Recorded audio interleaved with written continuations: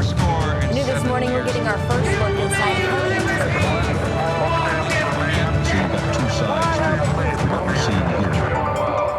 Welcome to Firsthand, the podcast where we hear firsthand accounts of the most important moments in history from the people who lived them. I'm Devin Field. I'm Greg Gallant. And we're hosting this thing, okay? I mean, it's happening. We're back for our landmark 18th episode. This That's is right. the big one. The show's legal now. The show's barely legal, okay? Turn off your countdown clocks, perverts. You can fuck our show. Our show is fuckable, and I'm really glad we got into that within the first 30 seconds of the show. This is good for new listeners to come aboard, and But I notice a lot of times you'll mention that you're glad I said something. I am, because I'm so glad all the time at all the stuff you mentioned. Thank you. I just wanted to say thank you. Okay. Speaking of stuff we're going to mention, we should make our big announcement. Let's make our big announcement. Okay, well, I mean, first, before we do that, this was formerly a history podcast. Oh, yeah. News, boring, okay? Fuck that. Fuck you, Dan Carlin, or whatever his name is. I don't even know. That's how much. I got 7 dirty words you can say, and you're fucking Dan Carlin. You know what? I've got some brain droppings for you, Dan Carlin. That's a book. So we're no longer a history podcast. Well, we are listen, we're the history of celebrities. That's what we are now. We're talking about celebrity gaffes and goofs, the things that would make you click on what's a site? Just Jared? Is that a gossip site? Yeah. Yep. Mm-hmm. He went to Just Jared and he got some gossip. I love their holiday ads. We learned a lesson from like The Crown and from every documentary, which is that history is more fun when it's celebrities. I was going to say when Princess Diana's in it, but yes, when the celebrities. Yeah. I mean, speaking of which, should we cover the death of Princess Diana as a gaffe? What? A bit of a gaffe by the paparazzi. Oh, but yeah. A bit of a whoops. Yeah. We'll talk about it. We'll talk about it. So, I know Prince Charles, so I could probably get him on. And I know Prince Andrew. We have one mutual friend. So anyway, we're talking about celebrity gaffes and goofs, and that's what we'll be discussing today. And it's all part of the Firsthand Sells Out initiative. We need money. We need money, and we need you to give it to us. And one way we're doing that is a lot of people who are fans of podcasts like to get into some of the extra content of a podcast, the experiences that a podcast can offer them. Now, of course, in the age of COVID, which we're still in while we're recording this, we can't do a big live show for a sold out crowd, at the Palladium or whatever. We can't. Fucking COVID is the only reason we're not doing a big. We were going to do Red Rocks. We were going to do Red Rocks. We were going to do the Gorge up in and that's an outdoor venue, so those might work. But bad examples, all three. We'd be selling out the Fonda right now if it weren't for COVID. We'd be selling out almost every major theater on Hollywood and Gower. Yes, Pantages. Yep. So, listen, but we have to be responsible. We can't have our listeners get sick. We need to let them enjoy the podcast in a safe environment. And that's why we are launching a cruise. The Firsthand Cruise, a.k.a. the listenership. It's the listenership. We talk a lot about listenership when we're talking about the podcast. You guys. The listenership. This is the listenership. Why don't we have any listenership? And we got to thinking. Maybe it could be a real, literal ship. It's a real ship. So that's coming up in a few months. You're going to start seeing stuff online. Devin and I are in talks. We're in talks with some of the major cruise lines. And I would say they are more excited than I thought they would be. Yeah. Yeah. I'm leaning toward this place called Tom's Cruises. Tom's Cruises. And of course, their gimmick is every time you book a cruise, they give a cruise to a child in a third world country.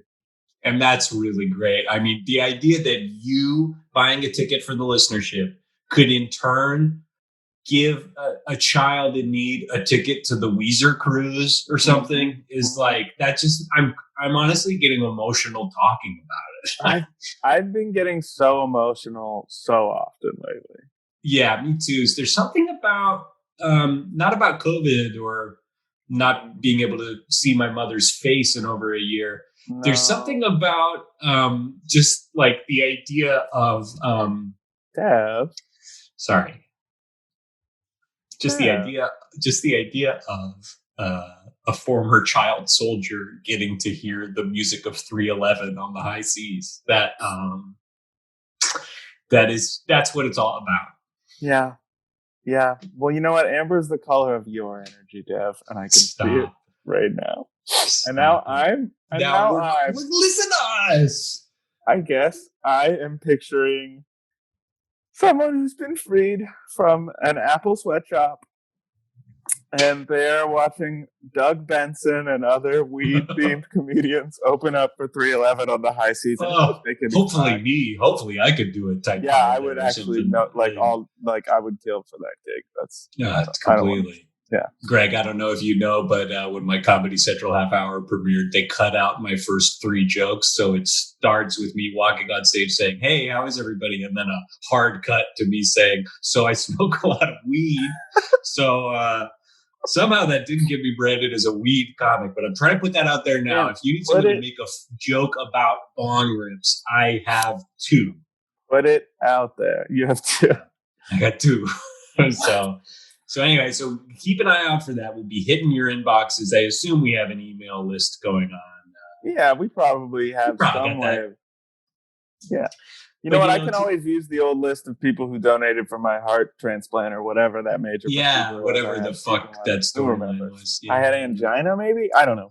Look, I don't know. Let's get back to the history, and by history, I mean celebrity gaffes. What are we talking about today, Dad? We're talking about one of the big ones, okay? One of the memorable ones, one of the true faux pas. And I think everyone will remember where they were when they first heard the name. Adele Dazeem. Adele Dazeem. Is that not what it is? I think it's Adele Dazeem. Okay, let me take that again. Yeah, take it.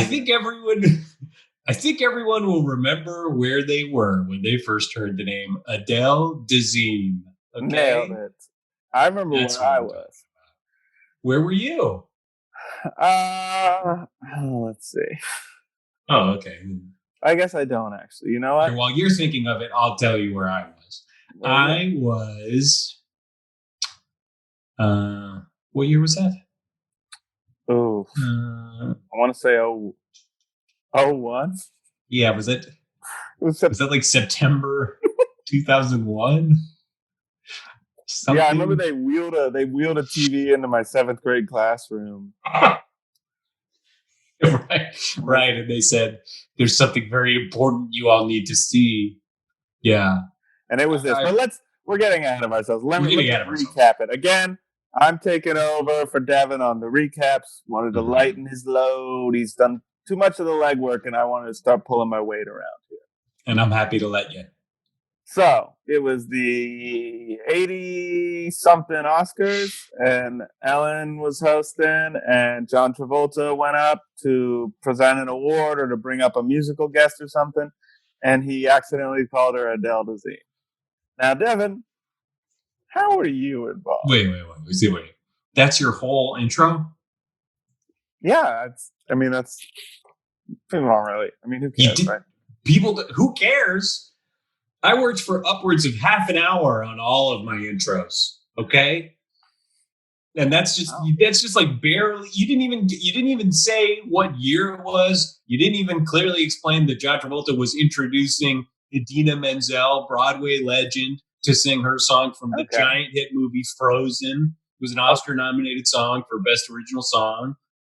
You're right. I did leave out one important detail, which is that he said wickedly talented. And that honestly is, and I don't know if we have a way to play clips during this episode, but perhaps... Let's leave space. Let's leave some space right here for the clip, okay? And we're leaving space right now. And then we'll keep not talking, and then we'll lay it in here. And let's say 5, 4, 3, 2, 1. That's probably enough space, but just to be safe, let's leave a little more space. Let's leave some more space in here. Space. And it's 1, 2, 3, 4, 5.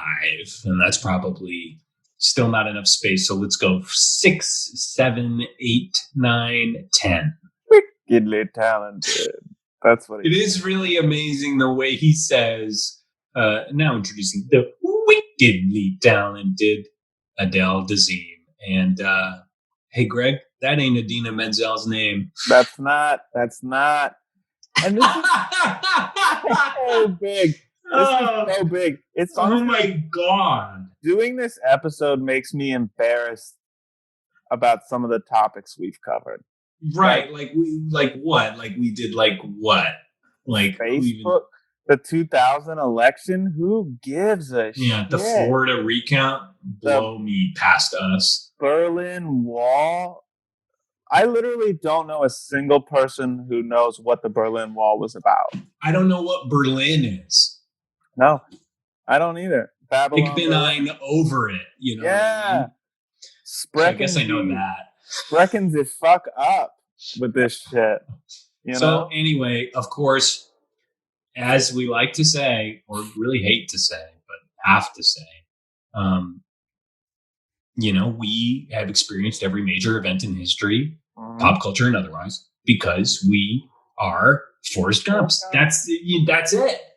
We're everywhere and anywhere and every time and anytime. And maybe that is the snappier, more effective way to say it. Could be. That we've been looking for 18. Could be.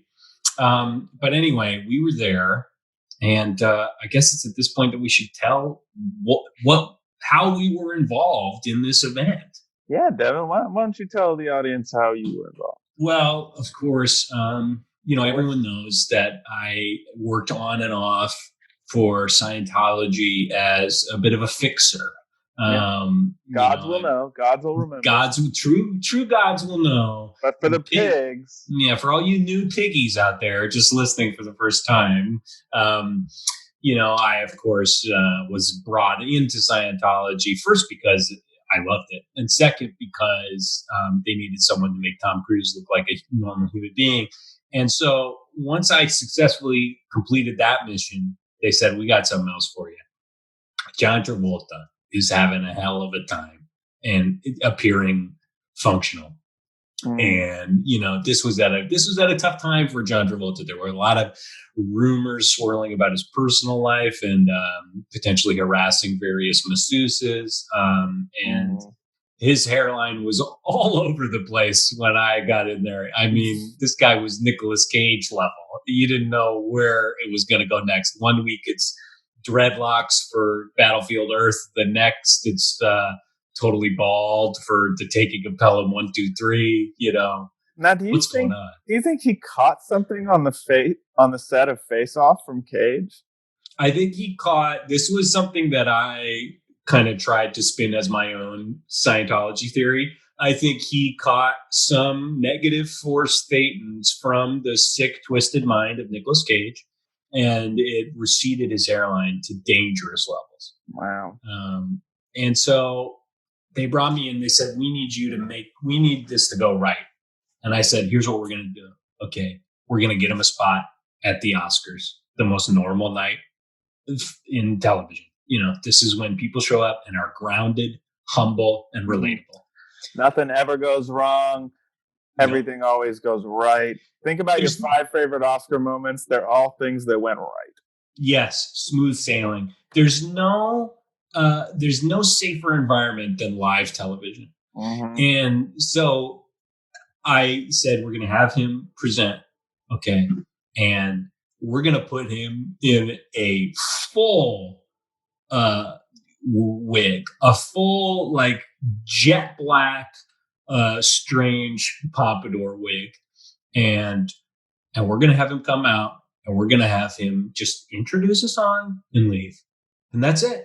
Okay. What could be more normal than a millionaire Scientologist with a weird sexless energy, coming onto the stage, introducing a Broadway song from an animated cartoon movie that he's never seen, and leaving. This is going to win hearts and minds. Slam dunk. And then he came out and he fucked it all up because he's all fucked up and stupid and mentally ill. And look, I know that sounds judgmental to, insult someone for having a legitimate mental illness and difficulty, handling the stress of live TV. Yeah, please don't cancel me, okay? And I do have a lot of sympathy and empathy for John Travolta. I think he's had a very strange and difficult life in a lot of ways. And my only regret is that I wasn't able to make him seem at all like a person. And actually, he seemed like probably the weirdest fucking alien version of himself that's ever been broadcast on TV. Do you think that if people's exteriors looked, more fitting to their interiors, that he would look like his character from Battlefield Earth? I think he. What his energy is. I think he would. That's interesting. I think he would look more like his character from Broken Arrow, just kind of macho and strong, or maybe Horshack from Welcome Back, Kotter. Was he Horshack? No, he was he was Vinny Barbarino. I still think he would look like Horseshit. Yeah, that makes more sense to me. I don't think he's in the same way that you look at Henry Winkler now and go like, that guy was the Fonz. I think Henry's true soul, Richie Cunningham. Yeah, absolutely. Yeah, and that's a show I've never seen. Really? And so I failed, and I moved on to trying to make Elizabeth Moss seem cool, and that's been going really well. That actually has been going very cool. Yeah, very well. So that's me. What about you, Greg? Well, I'm kind of embarrassed that we never really talked about this, but you were sort of his fixer, going into it. And you screwed up. I mean, or he screwed up. I don't want to put the onus on you, but look, I could have been a little more attentive. Then that's when I took over, my man. Uh-oh. I was working as a sort of shady Hollywood, fixer. I don't want to use fixer because you use the word fixer, but I really can't think of a better word for it. And that seems to be. Hey, you were sort of a Ray Donovan. I was a Ray Donovan. I wasn't tied to any fucked up religion, fake for profit church or anything. I was just kind of more going on my own, and I was getting a lot of shit from John Voight at the time, and he's such a prick. And it was like, just give me your daughter's phone number. That's all I want. It's so easy, John. It's like, what happened to Quincy Jones when when he went down this road. We all know. And that, of course, was many years later. But, I was handling a lot of the, I worked keeping things under wraps and spinning things for a lot of Hollywood people. And when they fired me, that's when a lot of that stuff came out, So anyone who's had misdeeds that came out since then, it's the reason they probably didn't come out before that is because of me. And as I'm saying that, I'm realizing that I'm one of history's great villains. And that's pretty disgusting. A tough pill to swallow, but it paid pretty well. So great. They brought me in, and I don't know if are you familiar with Jimmy Kimmel, Devin? We have met fewer times than you'd think. Okay. Well, my big master stroke was Travolta going on Kimmel and explaining what happened. Yes, the next night, I believe, or maybe within the next week, he went on Kimmel and relatably explained what went wrong. So I followed my playbook on this one. You are a man who's powerful and you have wronged a woman. There's 3 plays in the playbook. Blame an assistant, blame a different second woman, and say that you were actually doing the first woman a favor. And boy, did John do all three on Kimmel. He hit all three in that interview. Greg. So maybe, I don't know if we could play the clip of that interview, but maybe we could just leave some space. We really should. That would actually help me a lot. So let's leave some space, and we're leaving space. You mispronounced her name. But you and me can talk while we're leaving space. What do you think? I've been watching this. I've been watching some Peckinpah movies. You like Peckinpah? Peckinpah is not violent enough and for it was me. getting very close to the time I was supposed to. And the blood is too realistic.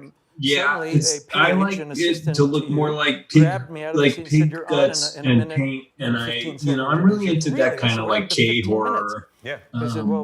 That kind of freaky shit. Yeah. Later, you want the blood to look like the Monty Python Just a Flesh Wound scene plus? That scene is so funny. Yeah. But as I get backstage, oh my god. Now, Goldie Hawn is charismatic. John Cleese is right. You can't say anything anymore. Amazing thing. And I was starstruck. And 5, 4, I'm starstruck, 3, hugging and 2, loving her up and 1, forgetting that I have a little 3, more. 4, 5. And they There said, it you're is. on. All right. So, as you can see, Travolta blames an assistant, says someone got stuck in an elevator and they didn't tell him when he had enough time. And then I'm like, John, all right, say you got caught up talking to some hot Hollywood starlet backstage, someone who's a bigger star than you, so it's conceivable that you're starstruck, and who's like really, really gorgeous and charming in the present year. And so they'll be like a cool young ingenue. And John, to his credit, nailed it. Goldie Hawn nailed it. Oh, he nailed a dream. I mean, you're talking about like 2010s Goldie Hawn here, so she is at her peak. This is like, a fucking nobody like Travolta would be thrilled to run into her. Amen. And then at the end, you hear that John explains that he actually did Idina Menzel a huge favor, that she was having the best year of his life, and gives him the credit. And that doesn't at all sound like something that Donald Trump would say. And nope. If you ask fans of Idina Menzel, was it Frozen success or was it Adele Dazeem? I think they'll know. I think they'll know. So, was it years of legendary Broadway performances and Tony nominations, or was it the time the guy from Broken Arrow said her name all weird? I think we all know the answer. So, and then the last thing that we did that wasn't part of my typical 3 rules was we had John explain that they had that at the last minute they had put the phonetic spelling of her name. I fucking hate when they do that. And so obviously that explains how you got an L in the first name, how you got a D in the last name. It explains all of it. Yes, because if I were to read Idina Menzel, that's going to be spelled Adele Dazeem. Exactly. Yeah. Exactly. So it was foolproof, and honestly, it kind of baffles me that people still talk about this incident, because I feel like that apology should have covered all the base. Seems like it just fucking landed. I don't know what these snowflakes are complaining about. I mean, John Cleese is right about them. You can't say anything. Right. John Cleese is right. Well, there you have it. That's our involvement in one of the most important events in American history. But, and I'm going to tease this a little bit here. When we come back from the break, Devin, we've got a pretty big get, I believe. Uh-oh. Unless our guests change, which has happened. Which has happened before. This might be the biggest get we've had since a certain somebody who wouldn't give me his daughter's phone number and is now under the floorboards of this studio. Well, I cannot wait.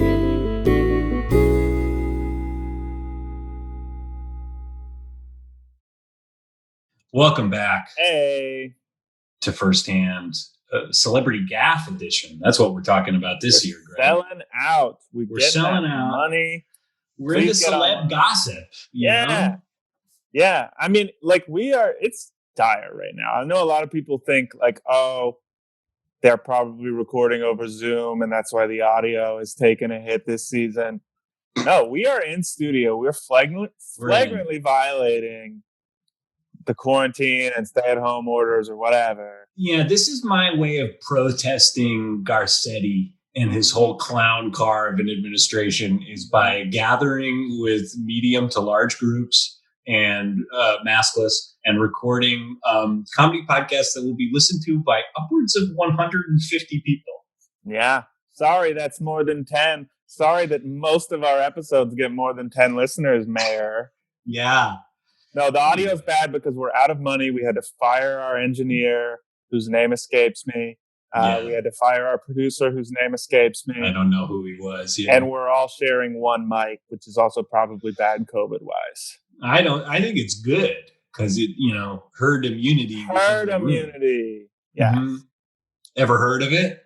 Yeah. That's just a little something. So I don't get it. Okay.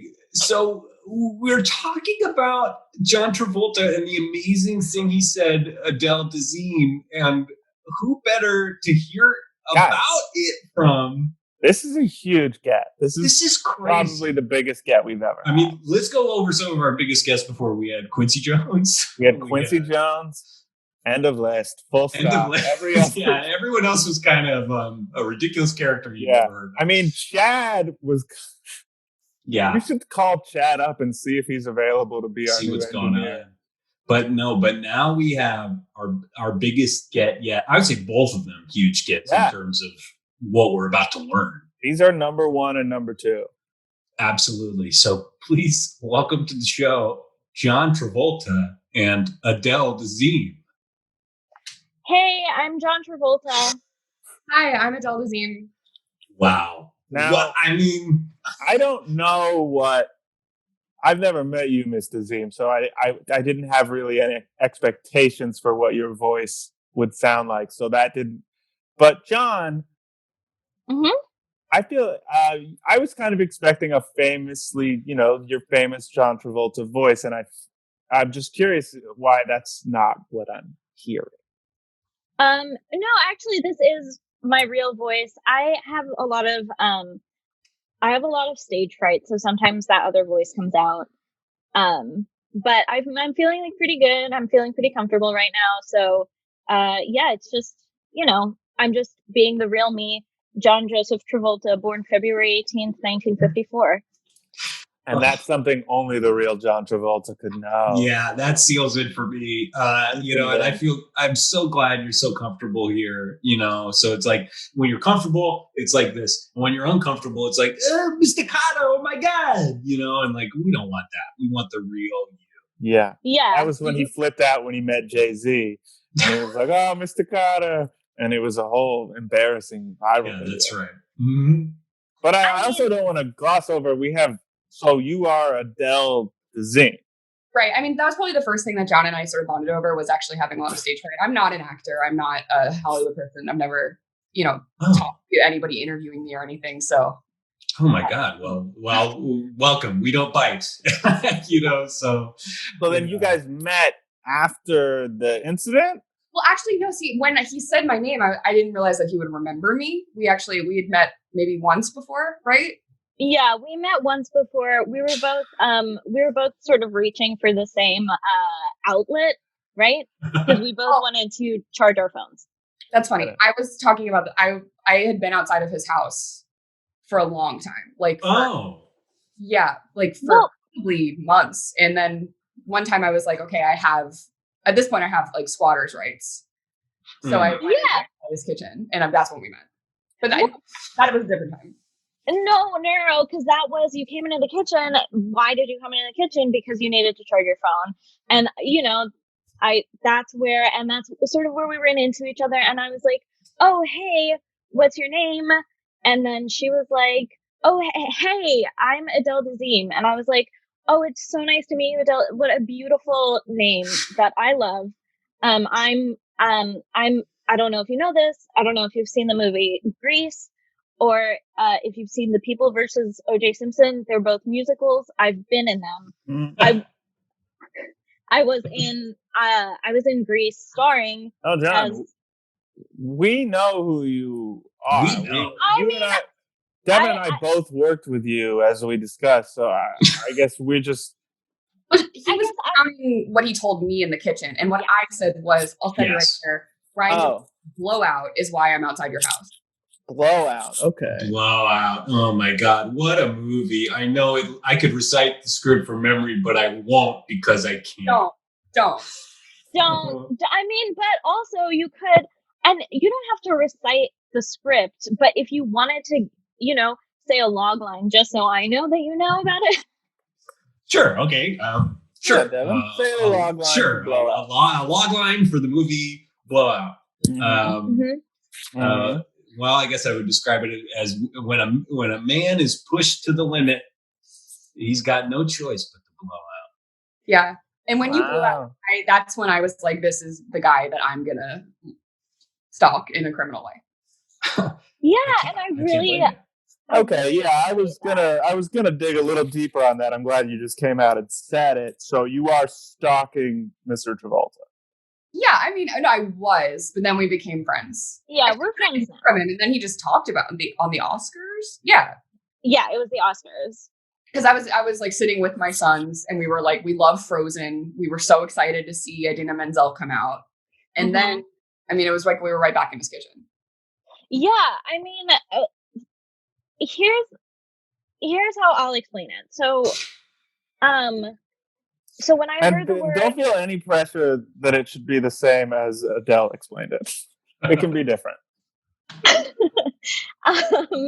Okay, great. I'll just give different sides of the same story can actually make it seem like two stories. I just want to remind you of that reality, just so you have that to carry you in life. Okay. Because I'm in a Rashomon headspace now. Yes. Unreliable narrators. I'm considering all angles. Got it. Actually, Rashomon is not in my filmography, so if you could just reference movies that I've been involved in, that would be great, because I'm famously involved in many movies. I'm in a Hairspray headspace. I'm just thinking of you in a dress and a fat suit. Yeah. Okay, so that you're in a Hairspray and Grease headspace. Yes. So you were wearing a fat suit in Grease? They didn't film everything. What does that mean? They didn't film everything. You wore a fat suit on the set and they didn't film you in it. Yeah. Yeah, I mean, I thought it would be. I will say that I am famously uncoordinated. So every time I fell, I was like, "Oh, I want this fat suit on." Yeah. Because sometimes I would jump off the car and then onto the car, and I was very worried that I would fall and injure myself in some way. And so I thought, if I wear this fat suit that I'll need for a costume in a few decades, then maybe it'll break my fall. Anyway, we're getting off topic. You talk all day. I mean, that's sort of the famous thing about me, John Travolta, is my voice is really lovely to listen to, right? That's why I'm star of the screen. But you famously, when movies are playing, you're not only watching, but you're also listening. Oh my God, I never thought of that. That is incredible. Wow. Yeah. You have a lot of insights about the silver screen, I guess. Yeah, that's the business. Hey, you're telling me. So, Adele, you were a fan of Idina Menzel's. Yes. And then your name was said instead of Idina Menzel. I mean, I couldn't believe it. I couldn't believe my luck, because I had just started putting together a cookbook, and I was like, this is it. Oh my God, what's your cookbook? It's a fusion of Polish and Mexican food. Wow. Yeah, it's not good. No. Oh no. Oh, that's too bad. I guess that's like beet tacos. Well, I was gonna say I just We were all just gonna say something, but you go first, John. You're famous. I love talking about it. Go ahead. Yeah, I was gonna say that Adele, because we spent so much time in my kitchen, Adele would often make really cool just like borscht salsa. Yeah, borscht salsa. That's page one. Yeah. That's page one. Yeah. I mean, I guess what is a pierogi if not a little burrito with all the flavorful stuff taken out? Exactly. So that's what you can get with my cookbook. And it was Adele Dazeem, and then it was an overnight sensation. It sold like, 40 or 50.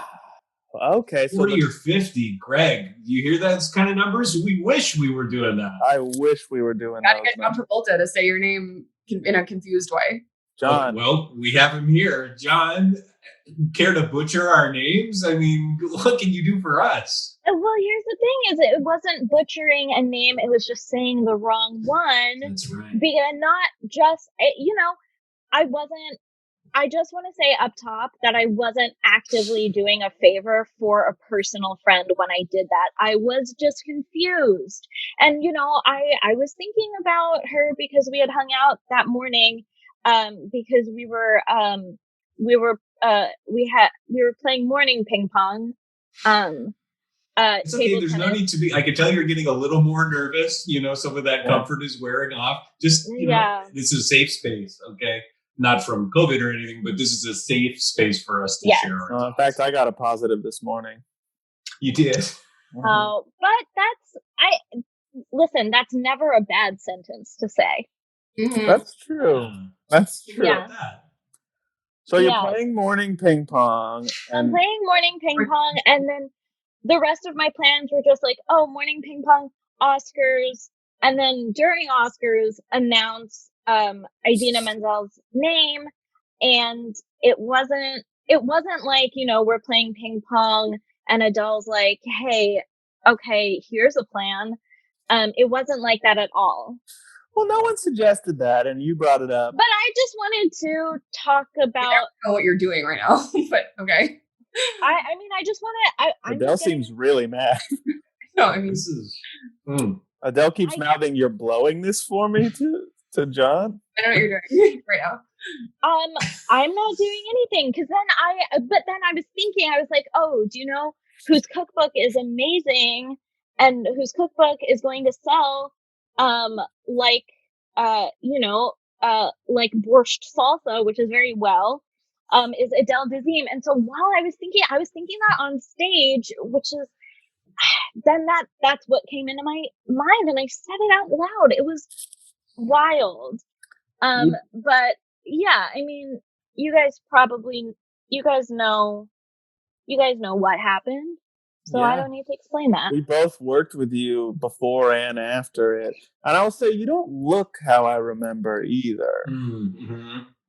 Oh, that's because I'm wearing a little bit of sunscreen. Oh my God. You have to get that SPF. Even if you're inside. Mm-hmm. Even if you're inside. Still windows when you're inside. It's still there's windows everywhere. Yes, totally. Well, I mean, we both know John, and just as fans, we know so much about John. Adele, we don't know too much about it. So the cookbook is like your main thrust, or? Right. Yeah. I mean, it's kind of the first thing I've ever done in my life. Oh. You have several sons? I have 2 sons. Okay. Jennifer and Jason Lee. And they were sort of my everything, but now they're 35. So I'm like, okay, I gotta have something to do. And I just came to me in a dream. I had a horrible nightmare.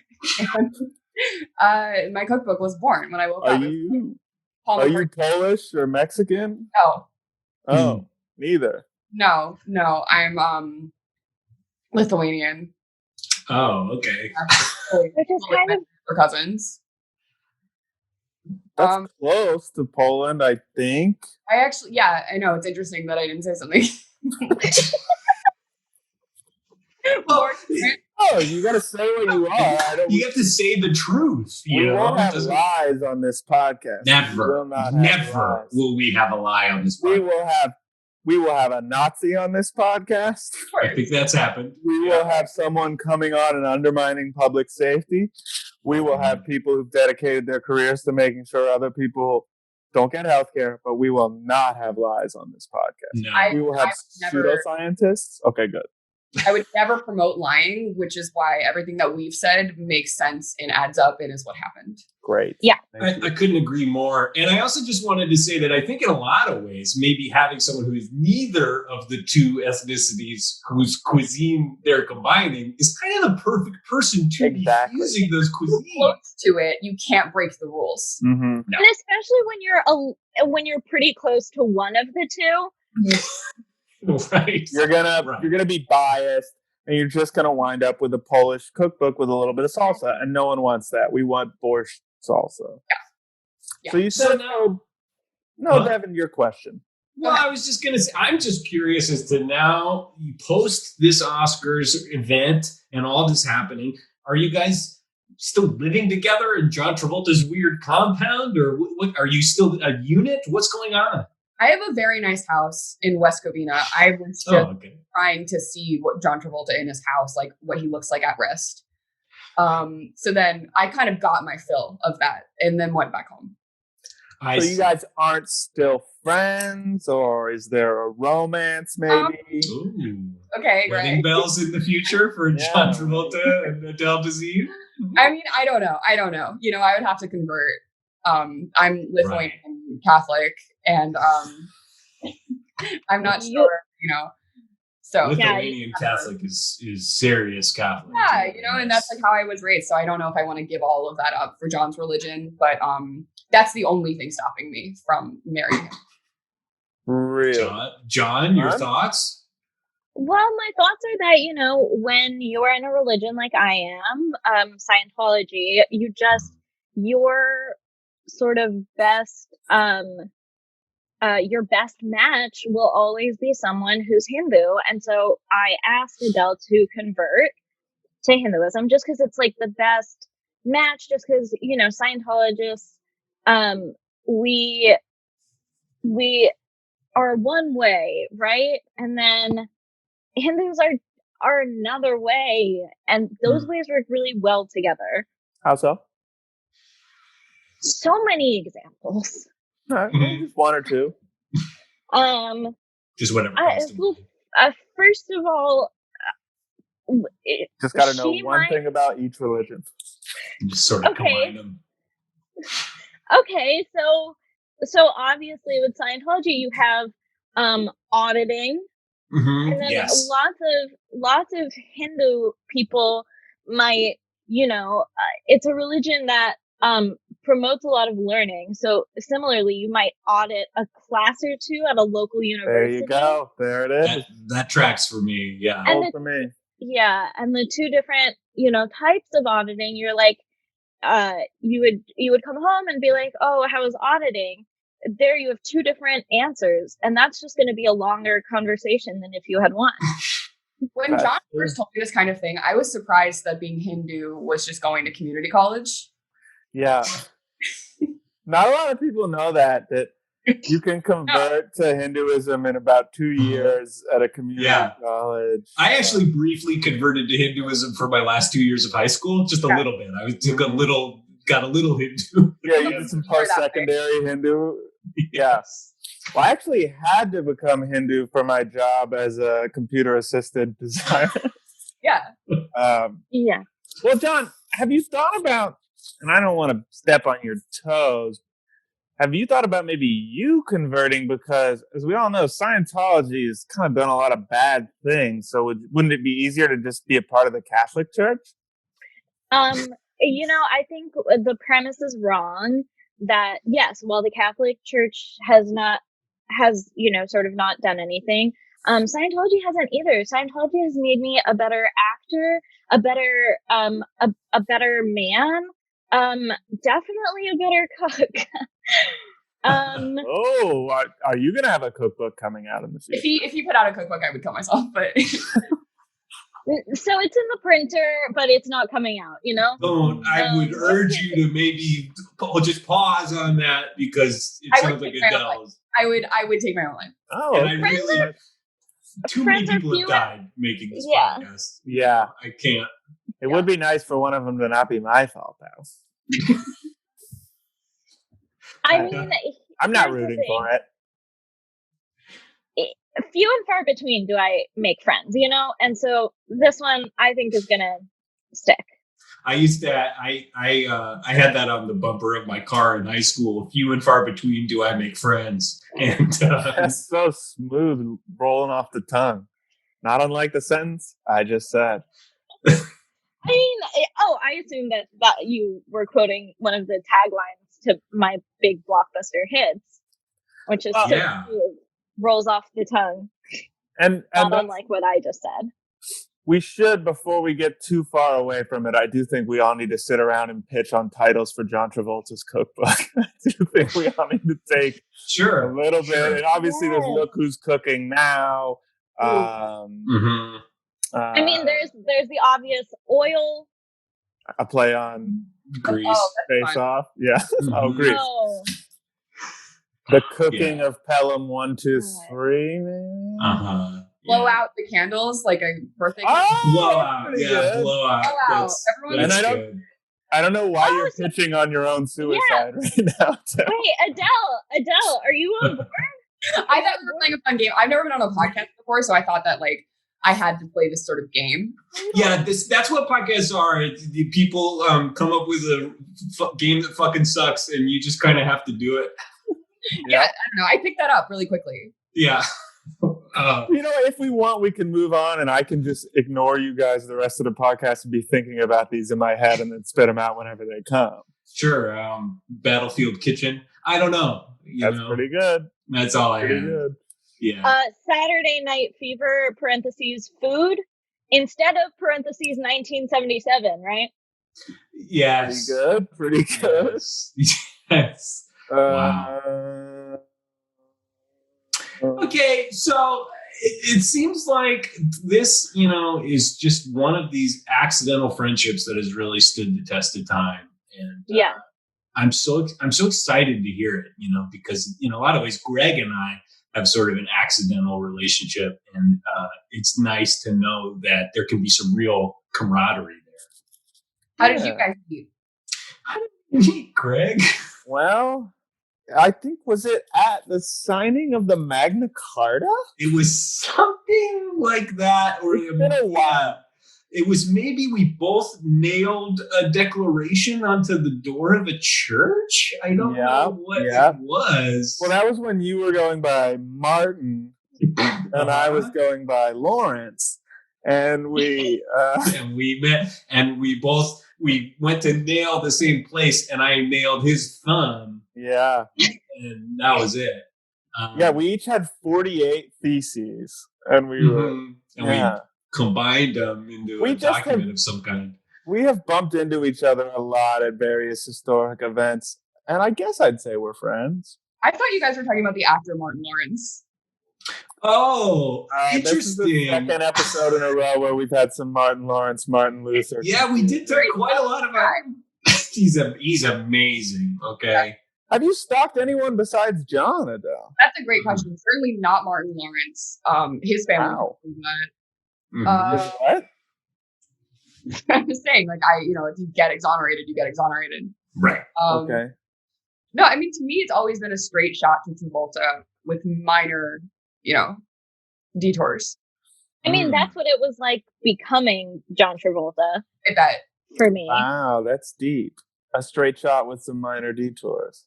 Yeah. That was on the other side of the bumper of my car in high school. Was a straight shot with minor detours or something. So the whole message didn't make sense. Can I come check out the back of your car at some point? It sounds awesome. Yes, absolutely. Anyone, that's a standing invite to anyone, listeners as well. Come by, check it out. And what's the address? The address is, you're gonna laugh, but it is 1313 Dead End Drive, and it's just the reality of where I live. It's a gated community, and it's a dead end. Yeah. Now, in many ways, your guys' relationship reminds me of my relationship with Jodie Foster. Because I sort of met her under similar circumstances. It was me and this one other guy were really vying for her affection. And I was never able to get inside her home. So would you encourage other people to continue pursuing their celebrity interests until they're able to invade their home in life? Yes, because it works out. You become friends. They promote or they accidentally say your name. Sorry. It's okay. Take your time. I'm sorry. Yeah, of course. Okay. I don't. They're on your mind. You saw them at morning ping pong and they just say your name and then you have the idea to promote the cookbook. So that's usually what happens if you can get in someone's home. Yeah. Wow. I'm not gonna try and poke holes in your story or anything. That's great news. That's good. I'm glad. But I'm just curious if either of you could tell me how ping pong is played. Adele, do you quarters? It's quarters, yeah. You need quarters to make it start. And then air comes up and kind of blows things around at a very low level. So it feels like everything kind of glides, but there's air. Yeah. Okay. You're on two different sides of a long table. Mm-hmm. Okay, that works for both. For both? What are you talking about? I mean, for ping pong and for air hockey, which is what I think Adele is describing. No, Greg, I think you're getting confused because you've only played afternoon ping pong. Oh. Yeah. Morning ping pong. This is morning ping 10 a.m. Would you say there's a ball or a puck? I would say that there is something round that's just making its way around the table. One man's ball is another man's puck. Exactly. And thank you for guessing what was on the front bumper of my car. And it was that. So, and what was that in reference to for your life? For me, that was in reference to how I got kicked off of my high school hockey team, which was for running on the ice, dribbling a basketball, and tripping and shattering my jaw. So, yeah, that's just a personal story for me. And that was what I was screaming at them as they were carrying me off the ice. So it wasn't... Go ahead, John. I was just going to say, one man's jaw is another team's puck. Okay, well, it looks like I have an errand to run this afternoon. Get down to the sticker store and make that happen. You're saying that because Devin's jaw fully came out of his skin and was used as the puck by the other team for the remainder of the game? That's what happened, right? Yeah, that is what happened. They tried to make a movie about it, but it was deemed too unsettling for audiences everywhere. It was actually only released in Lithuania, of all places. That's why you look familiar. Really? Yeah. Am I known in Lithuania? Oh my God, you're people try to break into your house. Anyway. No way. I'm oh my God. Sorry, John. I just never met another actor. What? No. I'm not feeling, let me tell you what I'm not feeling and then I'll tell you how I am feeling. But I'm going to start with what I'm not feeling, and which is jealous, sad, confused, afraid, about the fact that there's another performer on this podcast, performer of the screen. Look, John, there's nothing to get jealous about here. I mean, look. And I'm not. That's why I'm not. You've starred in some of the biggest blockbuster films in film history, and he wasn't in the movie. He wasn't in the Job Puck movie. Let's be real. Right. Yeah. Sure. Okay. And what was that movie called again? Job Puck. Job Puck. The Job Puck movie franchise. Yeah. And John, I wouldn't get jealous. You were in White Man's Burden. You were in White Man's Burden. I did a 5-minute set on Adam Devine's House Party in 2015. These are just credits. They don't mean anything. Yeah, I was in an unaired Vegas themed talk show hosted by Rob Riggle. These are just facts, and that's okay. But I made $250, and I was there all day for one take. Rob Riggle was in the Army. He was. During that? Yeah, we had to film it in Fallujah, and that was tough. And they didn't pay for my relo, and a lot of the crafty people were killed by an IED when I just wanted a PBJ. And so I made that joke, over their corpses. Anyone else can talk whenever. No, I think this is. that's great. I love hearing. As a celebrity, you love to hear stories from the war. Well, I love when actors were in Army. That's really what makes me feel comfortable, knowing that, like, oh, you signed up to try to kill somebody, and now here you are in a movie. But I think what's great about what's so great to me about actors is you can either do that or just wait around and be in a Marvel movie, and then it's a big ad for GoArmy.com. Yes. God, thank you. I mean, and really, they need all the publicity they can get. I mean, this is a dying industry, the industry of death. And I think, and Greg, I don't know if we can put a link in the episode description to encourage people to sign up for the Army. I like to think that my unhinged violence in every episode is an ad for the U.S. Army. But yeah, we'll make a more explicit ad. Everyone enlist. They might have a woman running the Defense Department soon. Okay. Girl boss. That's a sir. Okay. That's a sir. I mean, time's up, Army. Yes. That's all I'm going to say. Time's up, Army. And then it's time for that woman to slay, queen. Yes, and it's times like this that I'm glad that my real brother was in the real Army. Oh, so, forgot about that.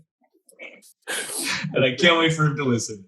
So, humble brag. Devin's siblings actually listen to this. He did a tour of duty in Afghanistan in 2015. I flew to the Turtle Bay Resort in Hawaii to hang out with Adam Devine and some of his friends. Mm-hmm. Not even all? No, not all. Sorry, that's not the follow-up. Durs was not there. Where was Durs? Durs was not there. Durs was swimming. So that's it. Yeah. I don't know. Yeah. Well, I feel like we've gotten to the bottom of this wonderful gas. Yeah. I mean, let's take a quick break and then we'll come back and really put a bow on it.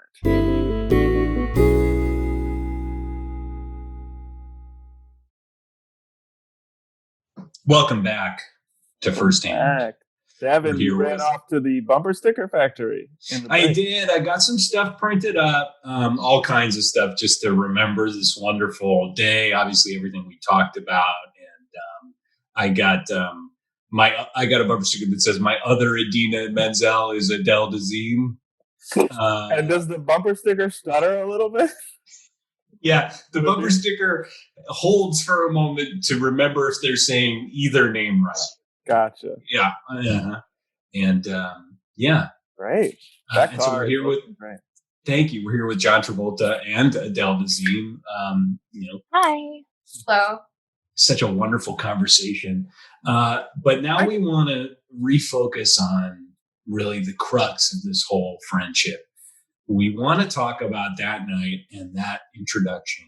And we've got something pretty special and pretty viral and pretty clickable and pretty commercial and pretty interactive and pretty cool and good. And Greg, tell them what it is. We are going to give John Travolta on the podcast an opportunity at a web redemption. That's right. It's a web redemption. You had a viral moment. You're going to be redeemed. Tell them about the legal reasons, Greg. For legal reasons, we have to call it a pod redemption at least once, but then every other time we're allowed to quote unquote forget and call it a web redemption, and that's an accident. So web redemption. So John, what we're going to do is we're going to have you, John, introduce Idina Menzel at the Oscars. And Adele, this might be painful for you to hear because what does this mean? What are you saying? Greg, we didn't really think this through. I mean, I feel like we're putting our second guest in a really terrible position. I mean, this is Adele Dazeem. No, I mean, of course. What do we do, Greg? I mean, go ahead, do it. Greg, we fucked this all up, man. This web redemption is fucked. Hey, Devin, quick sidebar. Yeah, let's sidebar.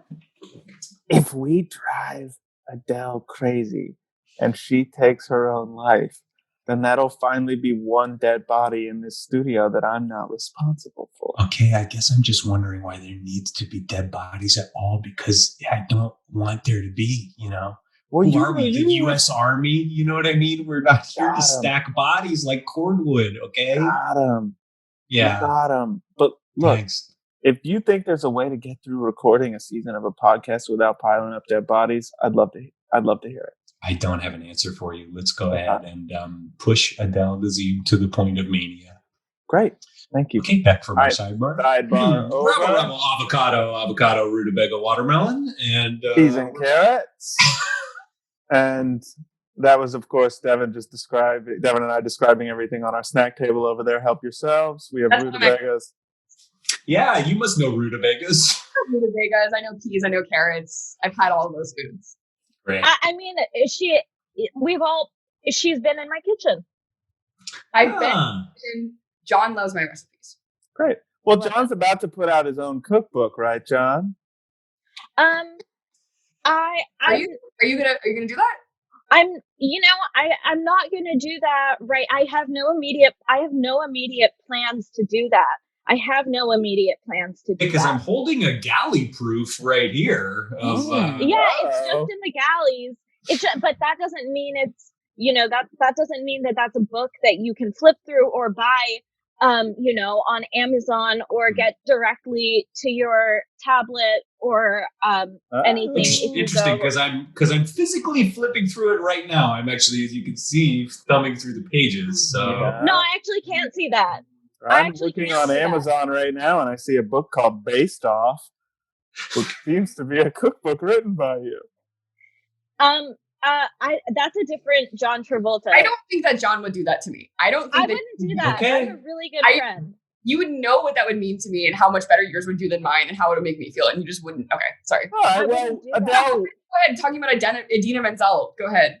Yeah, Adele, while you're fragile, let's have John relive the one good moment of your life, but make it fixed. Yeah, fix it so that it's bad now. Okay. The wickedly talented one and only. Stalling. The wickedly talented, the one and only. Looking around the room, trying to figure out what the correct choice is to make. The wicked. I got it. Do the right thing. I don't know if anyone's ever had a web redemption where they made it worse. The wickedly talented, the one and only Adele Dazeem. You can order her book online. You can order it from anywhere. You can go outside and scream, and she'll probably be in your yard handing you the book, and she's gonna have a gun, and she's always gonna have a gun. And guess what? It's always pointing at you. And friendship looks like that for you now. That's friendship now. That's how you live your life. Those are your old friends. That's going to be your Golden Girls group, is you and Adele and a gun. Yeah. Okay, so not... John. You really fucked us on this one, John. We tried to give you a web redemption and you threw it back in our face. No, I think it went really well, actually. Really? I think it was good. I think I said the right names. Yeah. Fine. Devin, I'm going to hit you with a couple theories here. Okay.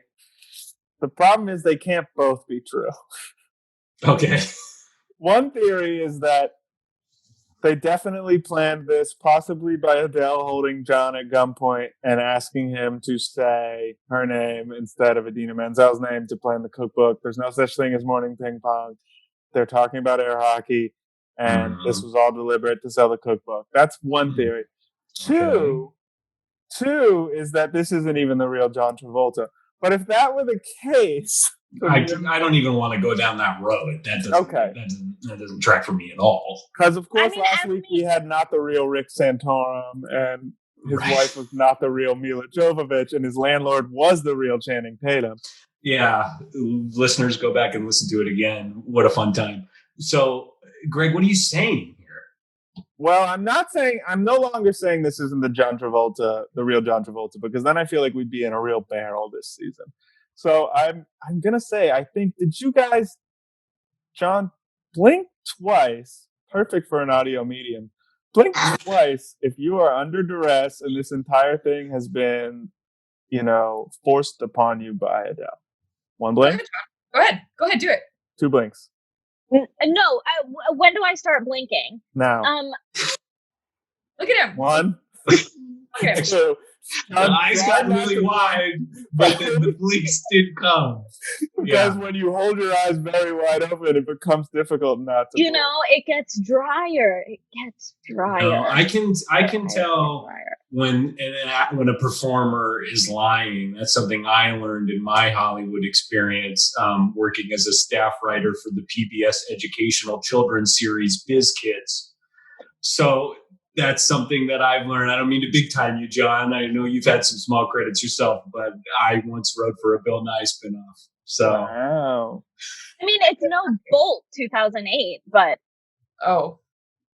and now Devin also wrote for Bill Nye on the Street, where Bill Nye goes around and yells at people. People hated that show, man. People did not like it because he'd be like, for $1, what's the cubic mass of Jupiter? I don't know what the fuck you're talking about. Yeah, they didn't even have it. Anyway, I'm sorry. We were trying to get Adele to kill herself. So Adele. I'm stronger than ever. I was just going to say what I think is going on is that you guys don't think men and women can be friends. And wow.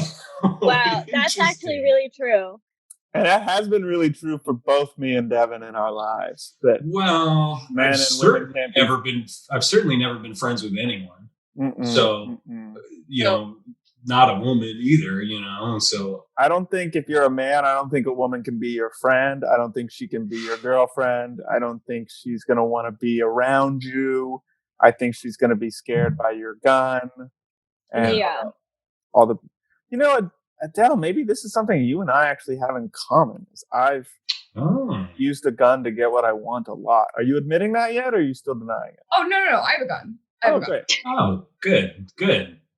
Yeah. So it seems like a connection is sort of forming here. And then I think John and I are obviously very connected over both being Hollywood power players. Well, I mean... What's that? Puck dreams? Puck? Jaw Puck. Puck Dreams was the documentary about the 3 inner city kids in Krakow who wanted to become the stars of Jaw Puck. Krakow, famously in Lithuania. God.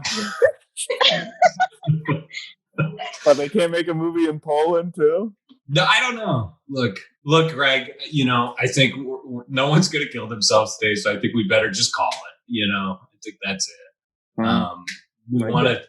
We want to thank both of our guests for being here so much. Can I tell you guys something? Can I throw a bombshell? Yeah. Okay. One of you was right about something. Two of you were right. Adele does have a gun, but not with her right now. Because guess what? I took the gun. And finally, I'm going to end it. John, no, please. Oh my God, John, don't kill yourself on this podcast. That would be huge for us. John. Oh no, John pulled the trigger. I saw a finger clearly indicating a trigger being pulled. Oh my God. Boom! A boom! Oh, it was an Italian gun. It was a Chef Boyardee gun. Adele, I'm so sorry. I guess, I think what John would want would be for me to take over his assets, star in any future John Travolta roles, and use the John Travolta Foundation to fund my future cookbooks. Yes. He just died moments ago. Let's all say what we think he would want. He's a ghost. I hear this ghost. I think he would probably... Oh, you're back. Okay. And I'm back as a ghost, but a ghost have feelings too, just in case you wanted to know before you said anything about me. Well, and I think we have my window decal. Okay? Devin, you're not going to be able to see while you drive. It's going on the windshield, baby. Oh, God. Well, John Travolta's Ghost, anything you want to promote at this time? I could promote. It's okay. You don't have to. Carrie is a 1976 American supernatural horror film that I would like to promote. Carrie. I do forget that a lot. Yeah. I do too, but most of the time I don't. And you know, I also want to. Scientology gets. Let me just ask you this: if I wasn't a Scientologist, would I have come back this quickly as a ghost? No, I wouldn't. You have to. You have to We'll fill out admit so that. many other forms. You have to fill I'll out give it so to many you, other John. forms. I'll admit. Adele, you've just been whatever the stalker equivalent of widowed is. Yeah. Do you have any plugs? Oh man, the Lithuanian god, which is the real one. Oh.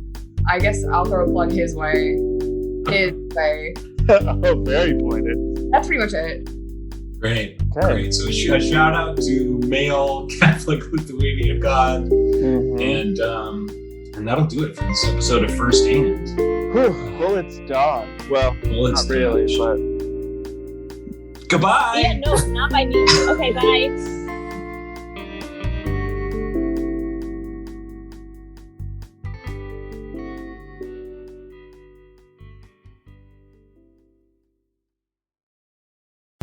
Find more great shows and see what's behind it all at backdrop.fm.